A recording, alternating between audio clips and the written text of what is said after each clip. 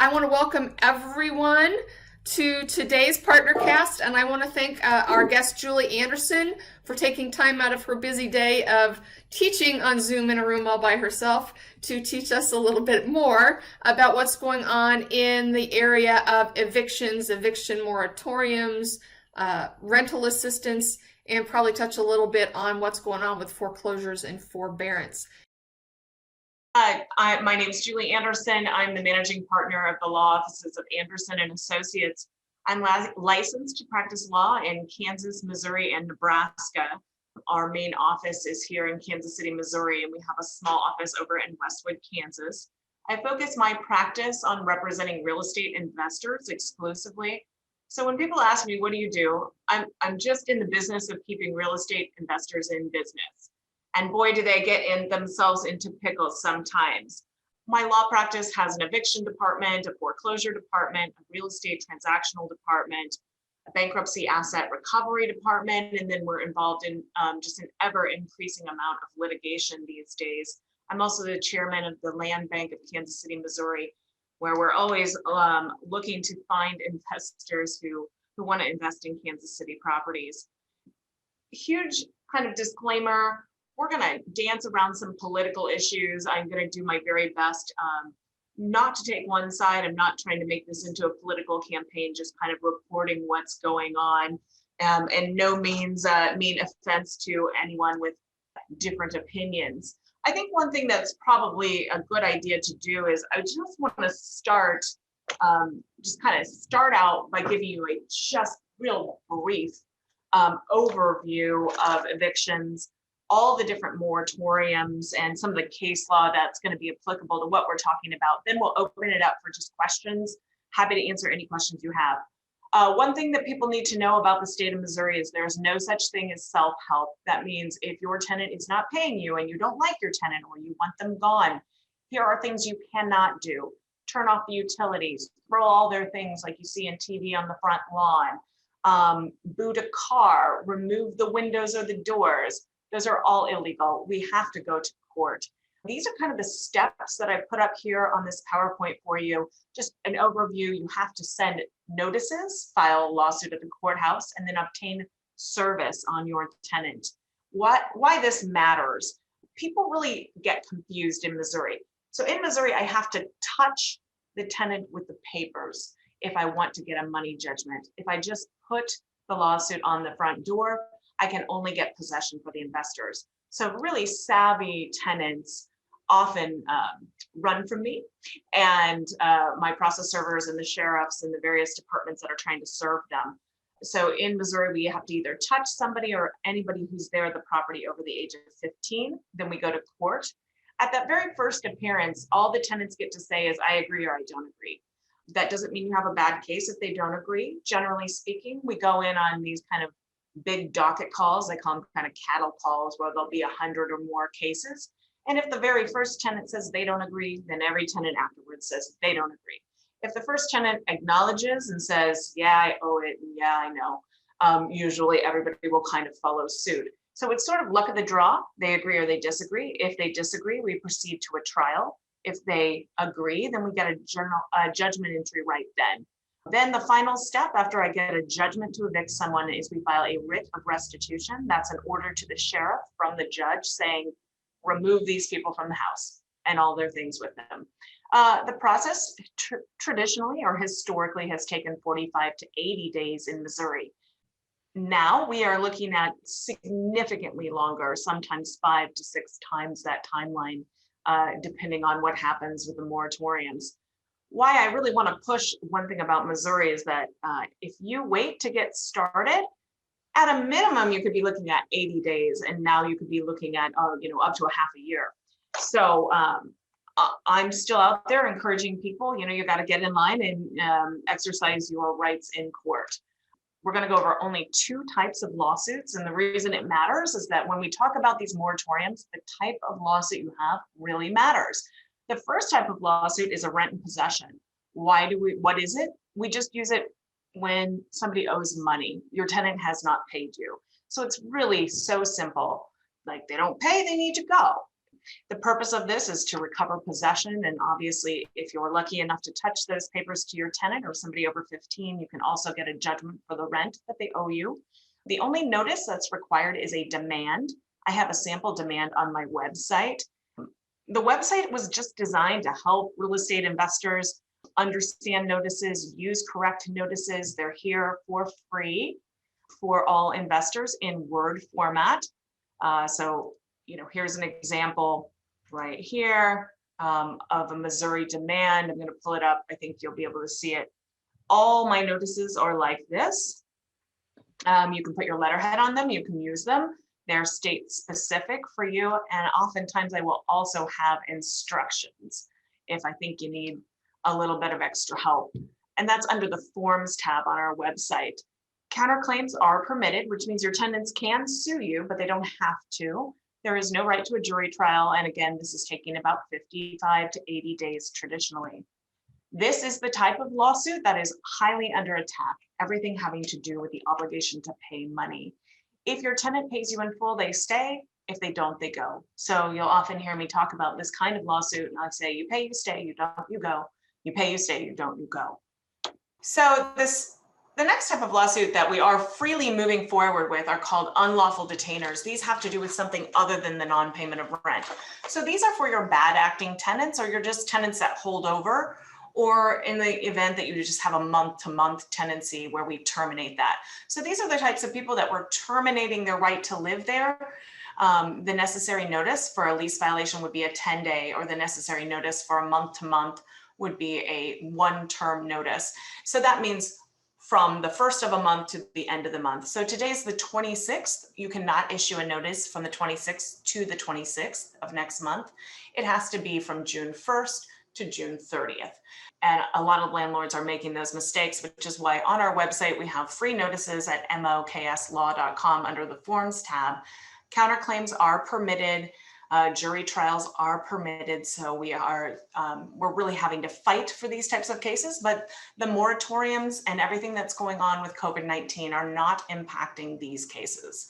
So we're filing a lot more of these than we are rent and possessions, but we can still file rent and possessions. The third type of lawsuit is the immediate eviction. These are also not under attack right now because of COVID-19. These are for the most egregious types of violations. So we're talking drugs, violence, or potential property damage over 1 year of rent.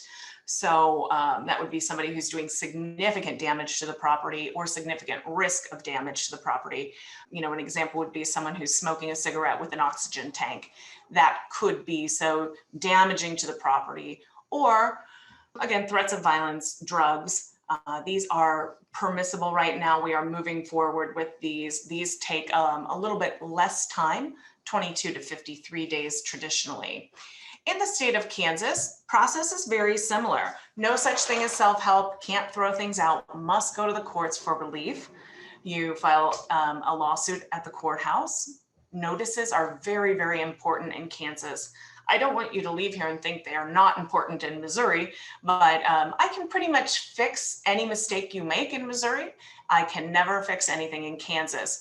So if you leave here and you have properties in Kansas, or you're listening in, understanding your notice requirements are incredibly important. So you file a lawsuit at the courthouse. If somebody, for any reason why you would need to evict your tenant, then we have to obtain service of process. Great thing about Kansas is that I don't have to touch the tenant with the papers. So I'm not chasing tenants around. We have the ability to do what's called tack and mail, or touch the tenant or anybody over the age of 12. I go to a docket call, and then I get a pretty expedited trial. Right now, things are moving pretty smoothly in the state of Kansas. Well, there are some that are delayed, and we're going to talk about those delays, 21 to 60 days. So at least in some cases, 2 months shorter than in the state of Missouri. Once I get a journal entry from the judge to evict someone, then we've also filed a writ of restitution, and that's the order to the sheriff that says, please remove these tenants.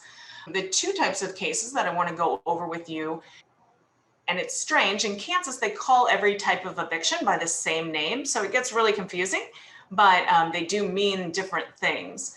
Because in Kansas we have a Residential Landlord Tenant Act, it's just a body of law.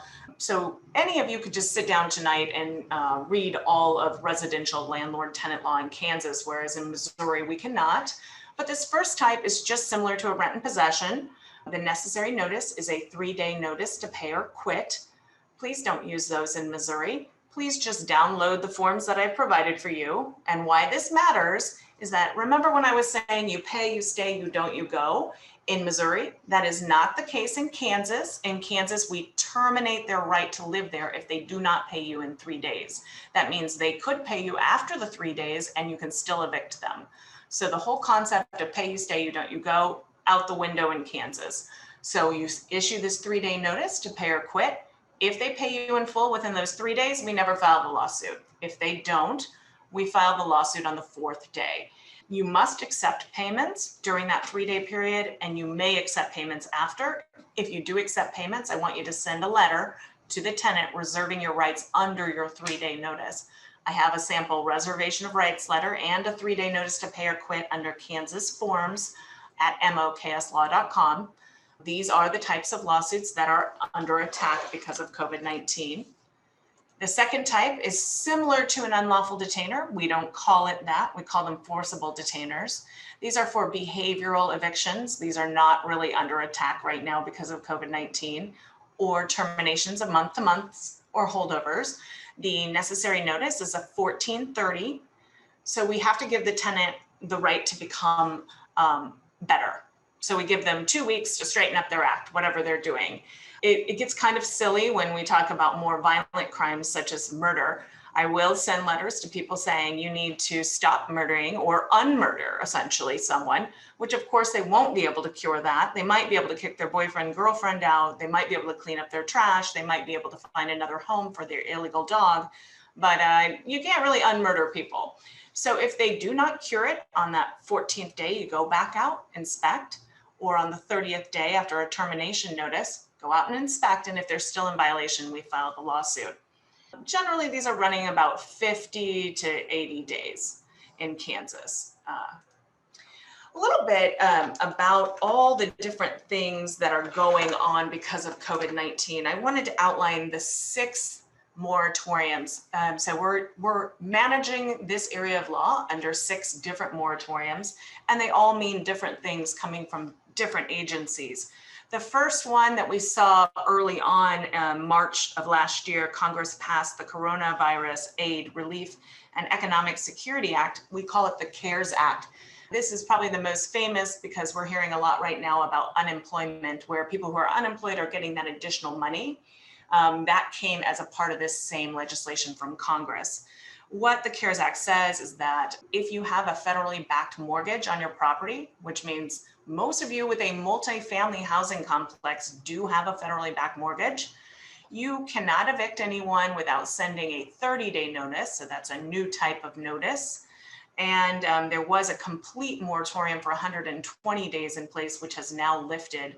We have gotten some clarifying information that if you do have a federally backed mortgage, you need to talk to an attorney because we're changing all the notices I just taught you about to make them compliant for each circumstance and each state.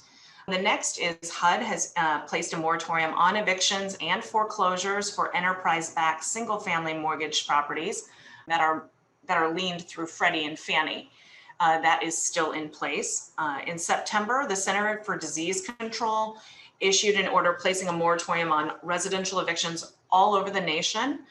And it is set to expire as of right now in June, at the very end of June. And I'll get into what I think is going to happen. But that's probably the most famous of all the moratoriums and where most of the controversy is coming from legally. We also have had almost every Democratic governor in the country has handed down executive orders halting evictions in their states. We've seen too many to count administrative orders coming down through the courts. They're each and every presiding judge in each courthouse is trying to interpret how all these moratoriums play together and what courts can and cannot do. The courts, of course, are not supposed to be political. They are supposed to be interpreting the intent of laws, but it has gotten a little political, to be honest, depending on the state and depending on the county and depending on the mayor. We're seeing just piles of administrative orders coming from the courts. And then last month on April 16th, the Bureau of Consumer Finance Protection issued a new interim rule through the Fair Debt Collection Practices Act. Essentially, they are going to be enforcing these moratoriums.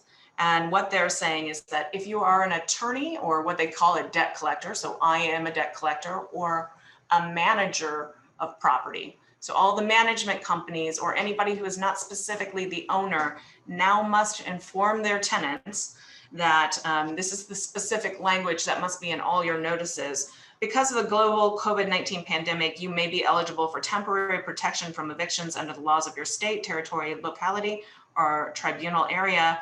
Under federal law, you should learn your rights, and they give you a website, www.cfpb.gov/eviction, or call a 1-800 number to talk to a housing specialist about your rights as a tenant.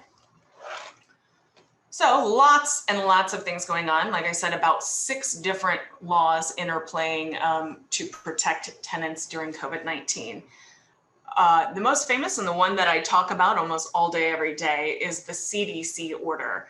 And this was the nationwide halt on residential evictions. Essentially what it says is that we are trying to mitigate the spread of COVID-19 throughout the United States by halting evictions and keeping people in their homes.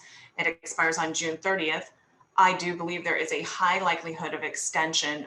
President Biden ran saying that he would extend this through September.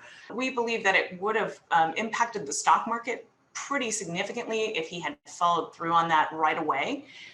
I believe that he will follow through and allow people to continue to stay in their homes.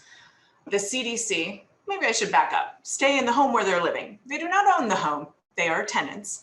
These only apply to rent and possession. So this only has to do with people who are not paying their rent. This does not have to do with people who are moving in their boyfriends, shooting people, doing drugs, or smoking with oxygen tanks.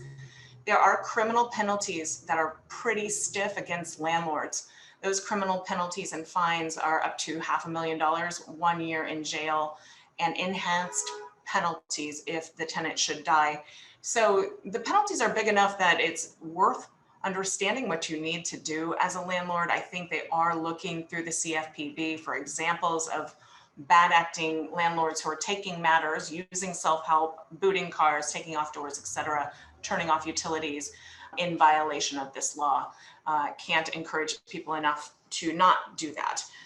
Okay, how does a tenant invoke the order? So only protected tenants, we are still filing rent and possessions. I'm still taking judgments. I'm still doing set outs based on rent and possessions. However, if a tenant hands a declaration to their landlord or to me, so this is just a one-page piece of paper where they check boxes, the following 7 elements must be identified. The tenant has to say, I'm using my best efforts to get government assistance. I make less than $99,000 a year. I'm unable to pay my rent due to a COVID-19 reason. That means a substantial loss of income, loss of hours at work, or extraordinary out-of-pocket medical expenses.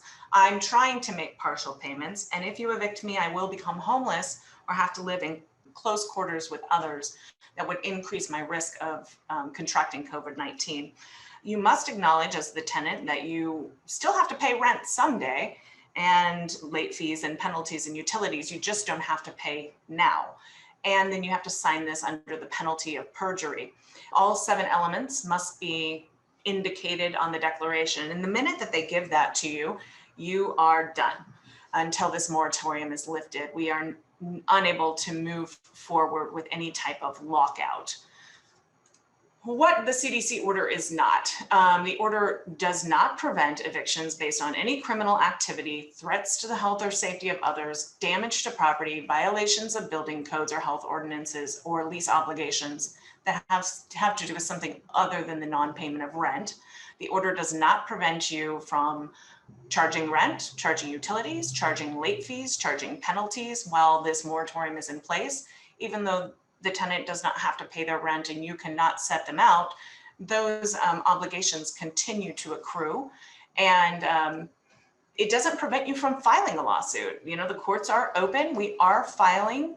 Even if you have a declaration, we can still file the lawsuit and get in line. It's just I cannot conduct a lockout. What landlords are required to do right now is if you receive a declaration, you probably need to hire an attorney. If you're doing it on your own, you have to inform the court. In Missouri, business is kind of business is moving along. Unless you get that declaration, then you inform the court.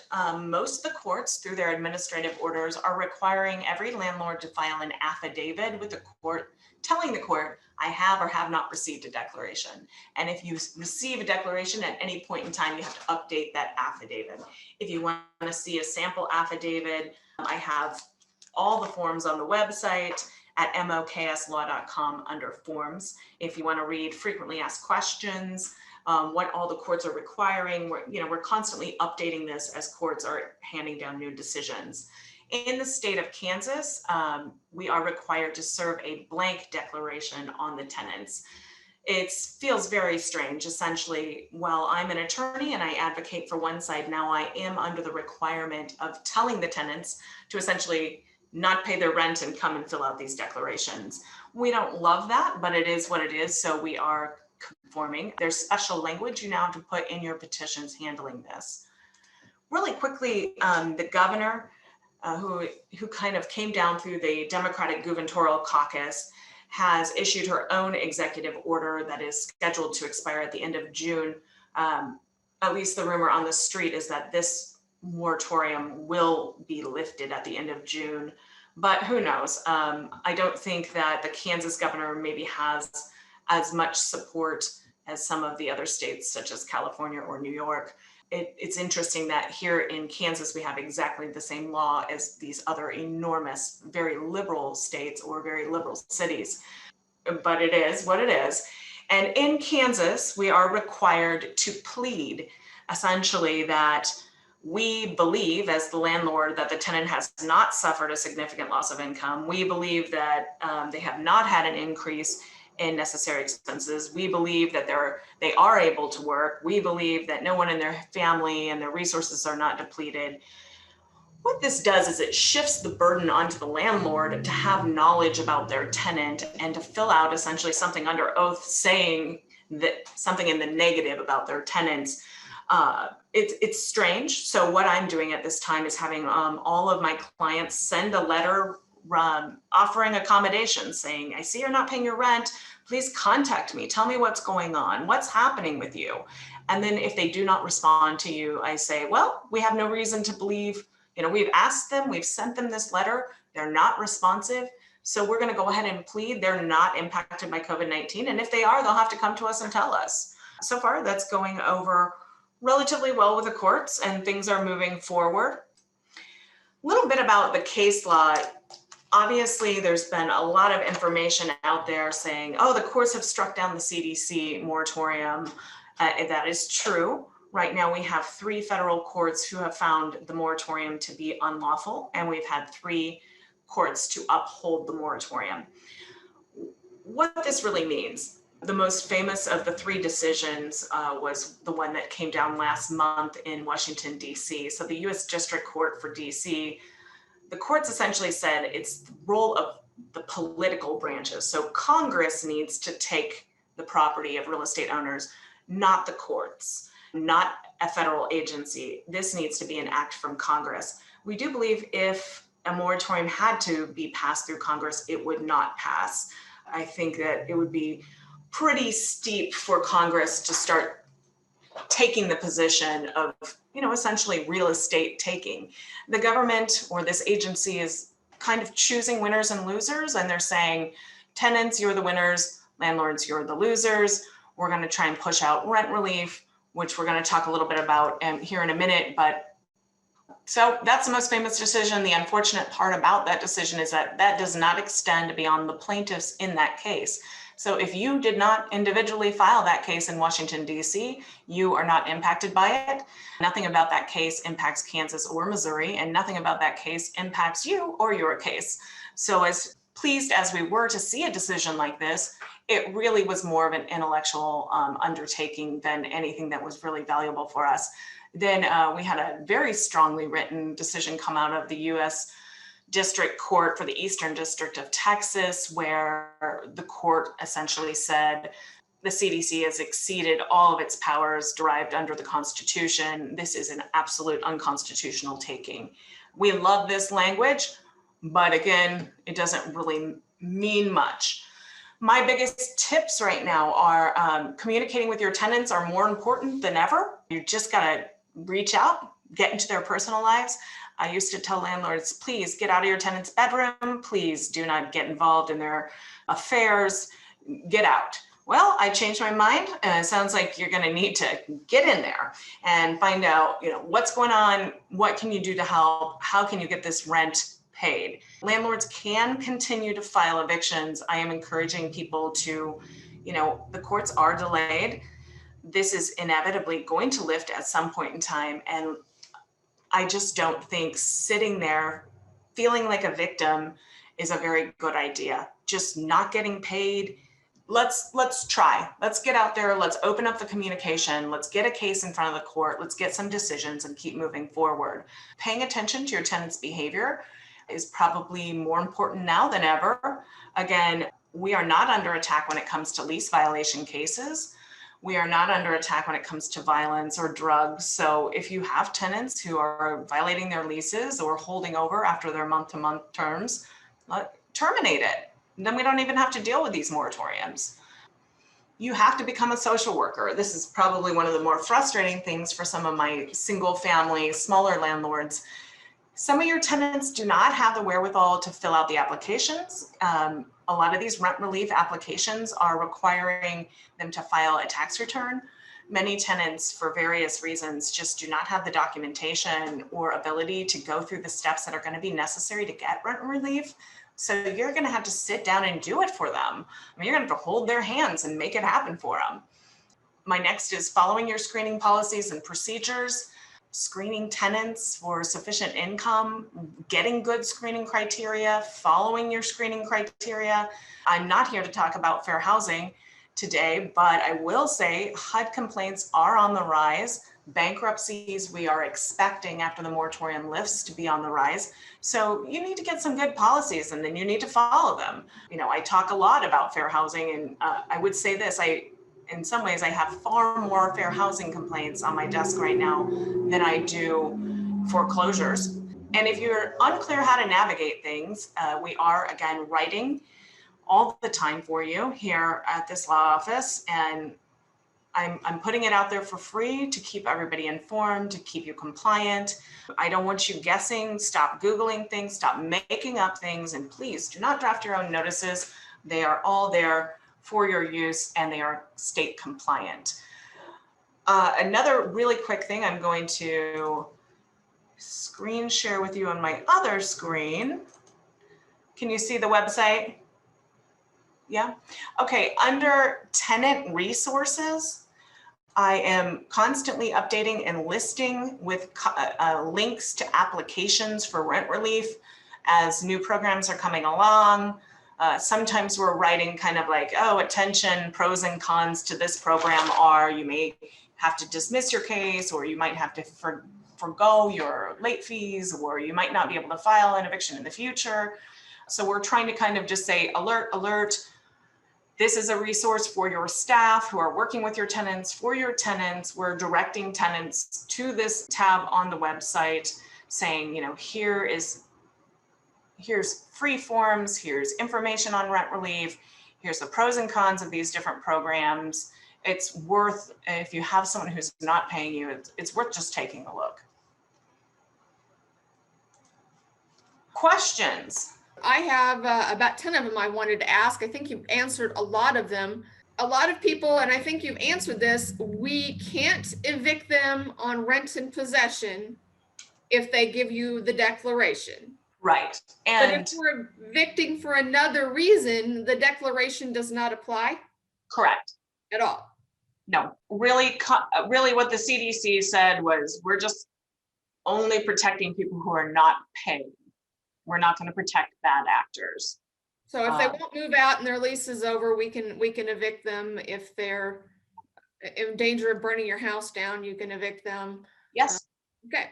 So I'm evicting lots of people who are burning houses down and behaving poorly. And, you know, I just want to encourage people, if you, right now, it might be safer to put people on month to months. And if you start having problems, then we terminate their tenancy and we move on.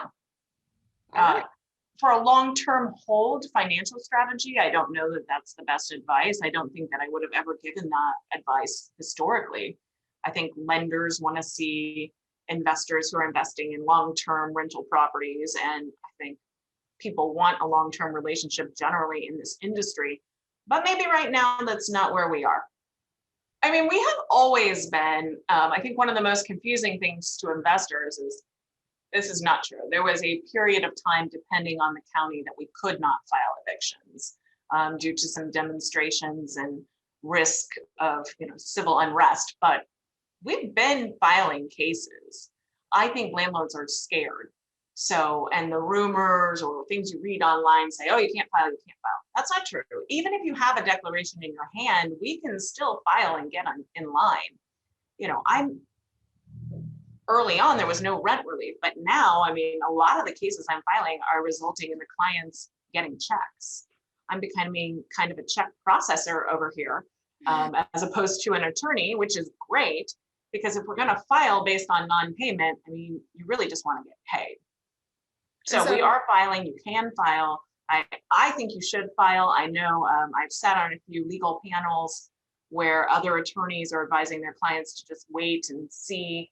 I can tell you, if we're going to have a huge backlog when this is lifted, you know, thousands of cases, at least hundreds per county, I sure wouldn't want to be at the bottom of the pile if it were me, which is why I'm advising people to go ahead and file.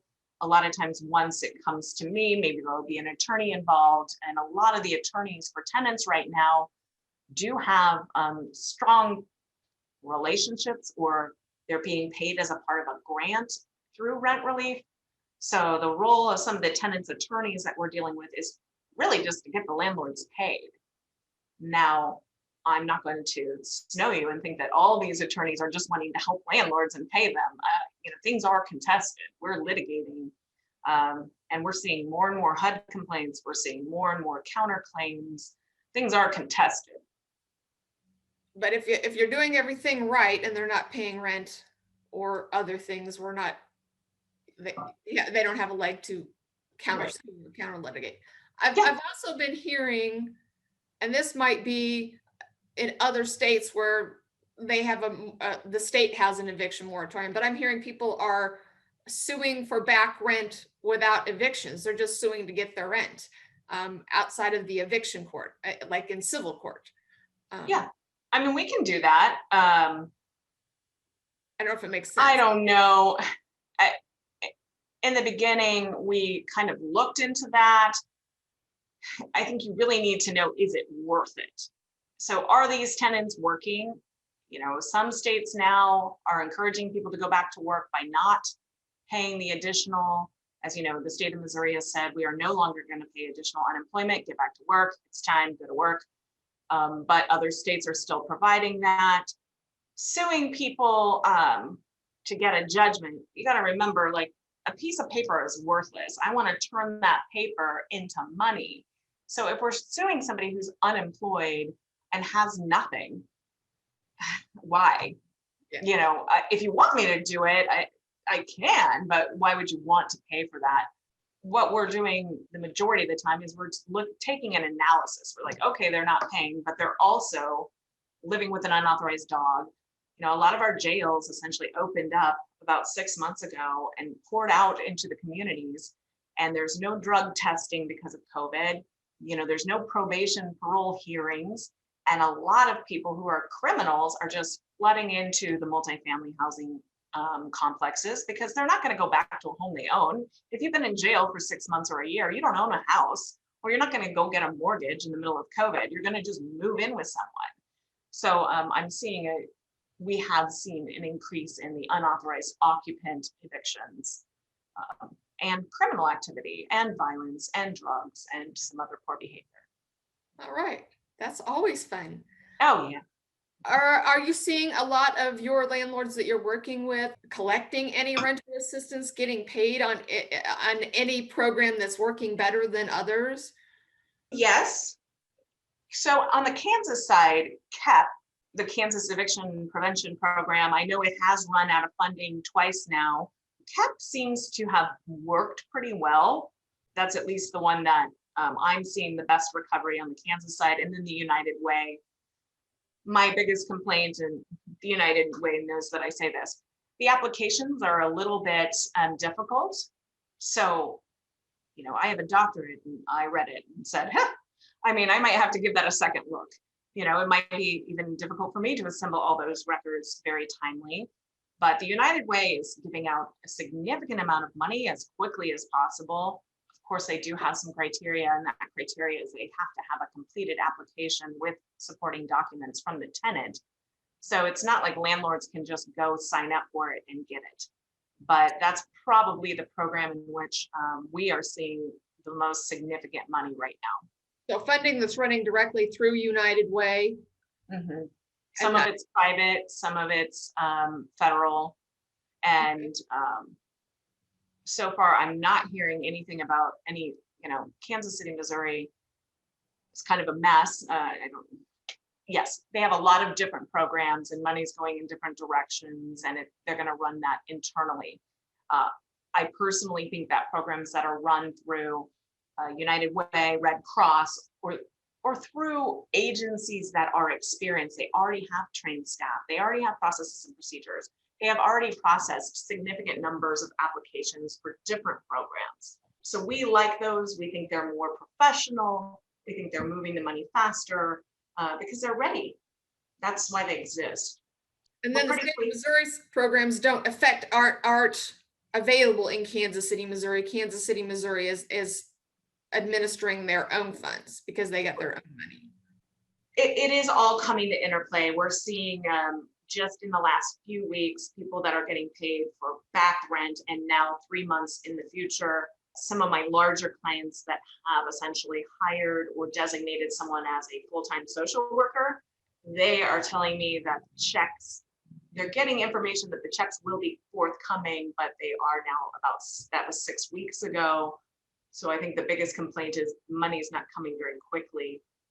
I think it's great that it's coming, particularly if this moratorium is extended. Again, I believe that the moratorium will be extended because Biden said prior to his election that it would be, but it's not as of this minute.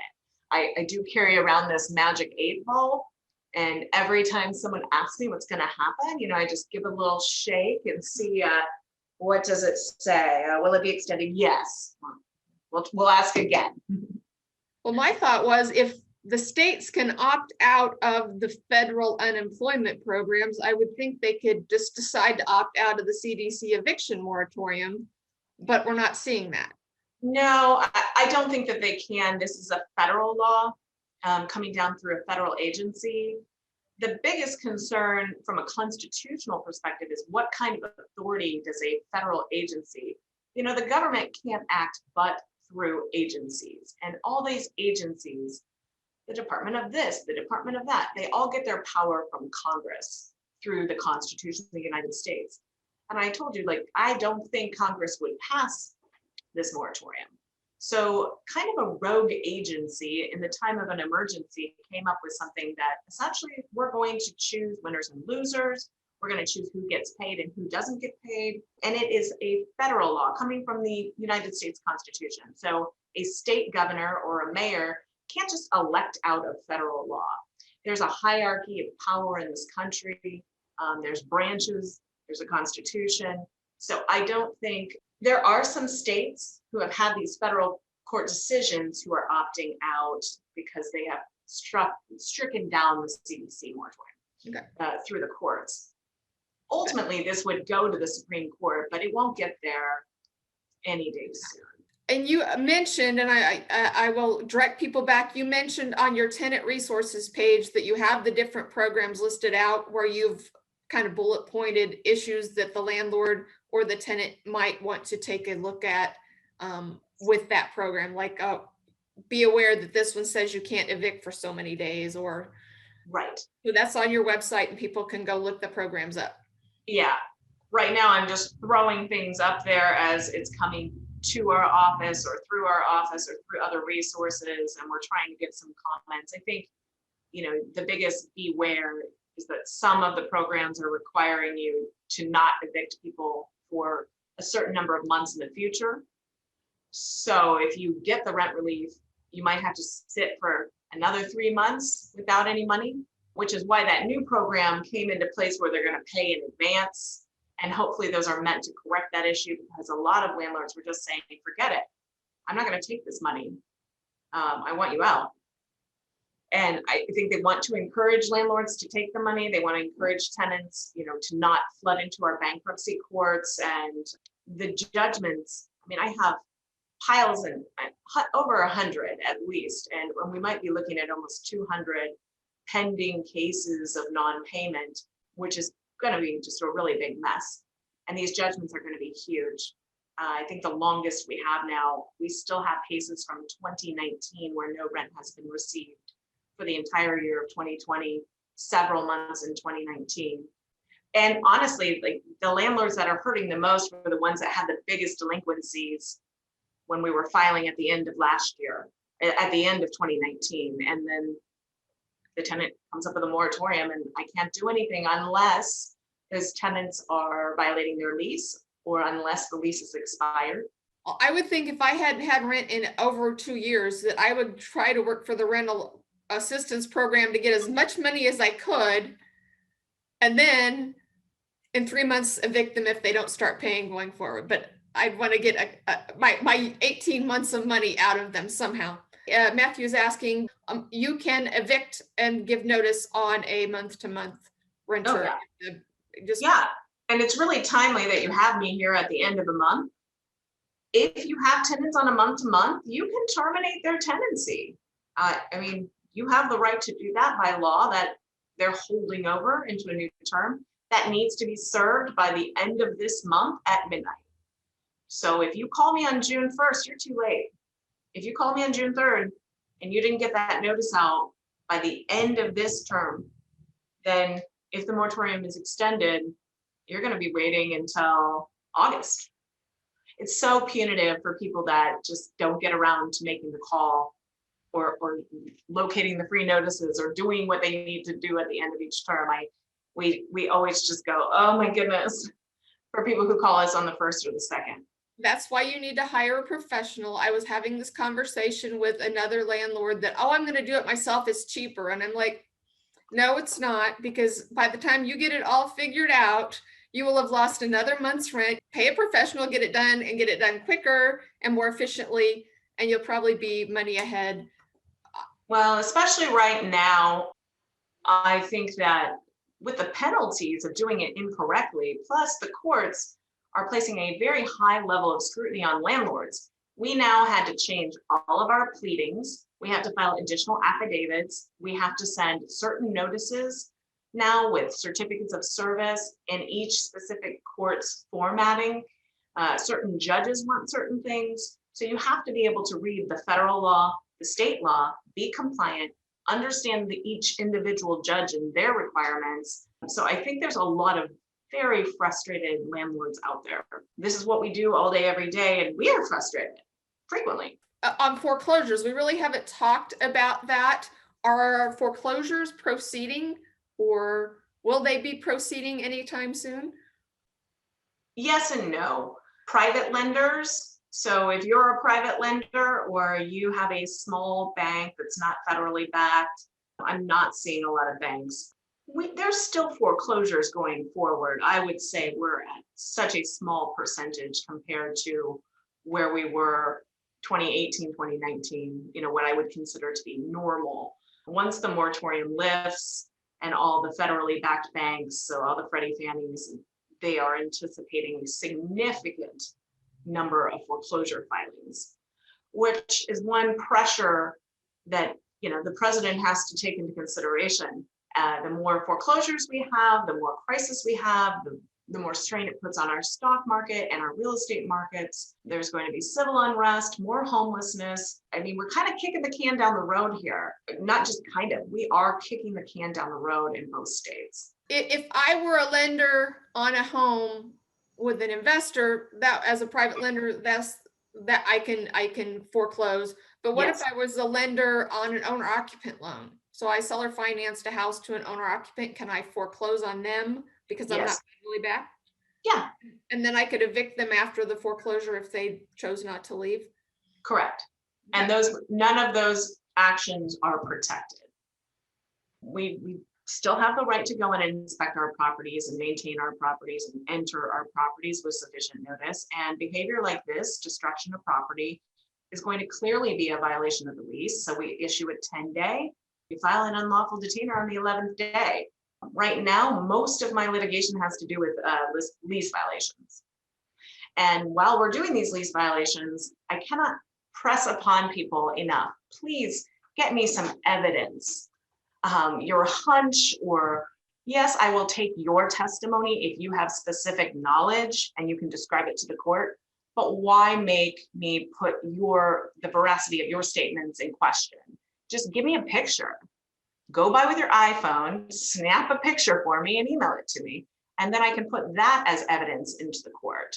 And most judges are not going to let people just sit there spray painting houses. It's not acceptable behavior, and the moratorium should not impact that. Now, there are some judges that I think are being very weak right now. They're requiring a lot of evidence from me, which is why I'm pressing upon every landlord. You got to document these files. Okay, and Liz is asking, so the Kansas governor had her own moratorium, but you can still file in Kansas. There's no pause on evictions or court proceedings on the Kansas side? Correct. As long as we're moving forward in Kansas. The one thing that is unfortunate about Kansas is that the governor is putting the burden on the landlord to prove the tenant is not impacted by COVID-19. So I have to have the landlord state to me, they are working, they're not impacted by COVID-19. To the best of my knowledge, they haven't had COVID, nobody's sick, they're not depleting their funds because of a COVID reason. We don't really like that burden shifting. I have a burden to prove my own case. So as the landlord, you have to prove you have a lease, you have to prove the rent is due, you have to prove the lease violation. But we've never had to prove in the negative something about the tenant.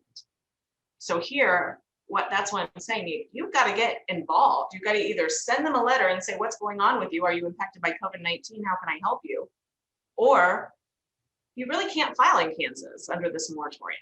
And the judges are requiring us to send a blank declaration in Kansas, telling the tenants of their rights. Now the CFPB is requiring special language in our notices. Kansas just has a higher level of scrutiny. But you can still file in Kansas. There's no pause or because the person that was told by their property manager that she was told that in Wyandotte County that they can't file any evictions until July 1 because the courts are so backed up that they can't file evictions at all in Wyandotte County. And that's from the property manager. So no, we were there this morning.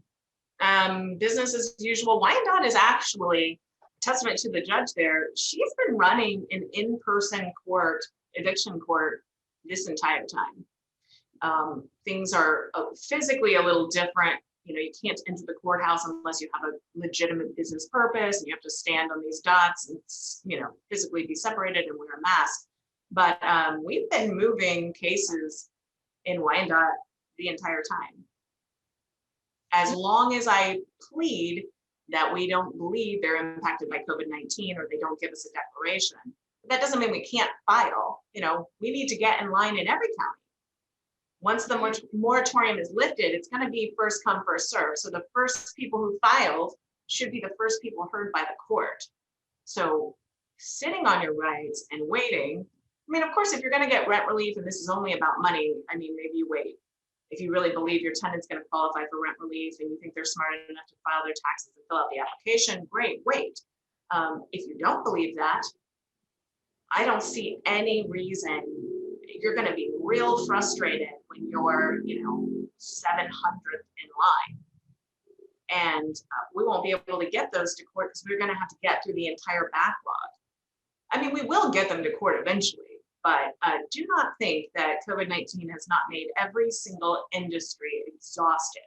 People are crabby, court clerks are unhappy, judges are done with this, lawyers, we're losing our minds. And I was like, what word should I use? We're losing our minds over here. So I just think there's going to be a lot of unhappy people, and we expect, again, increased bankruptcy filings after the moratorium is lifted and rent relief runs out, increased civil unrest. People, once they become accustomed to living for free, are not going to want to pay. Yes. Well, I think we are coming up on an hour, and I think we've answered almost all the questions we have on evictions and the eviction moratorium and all of that. So I want to thank you for joining us today. Kim, it's my pleasure. Always nice to talk to another face as opposed to me just talking into my screen. Happy to come back to early in July to see, if it did lift, where are we? If it didn't lift, what do we expect next? Okay. Are they going to refund? Are they going to fund back up rent relief during the next quarter of the year? Or are we just going to watch it deplete? And what are we going to do then? Well, my friends that are in Washington, D.C., our lobbyists at National REIA, they are fully expecting it to be extended through September. Everybody they're talking to says it will be. So, yeah, I mean, nationally, right now, because I'm in Kansas, which has a Democratic governor, we're talking more and more to attorneys around the country that are also in states with Democratic governors, and they are fully expecting extensions, even possibly through the end of the year, which seems pretty extreme considering the number of people that are now vaccinated. But, well, whatever comes our way, we're going to handle it.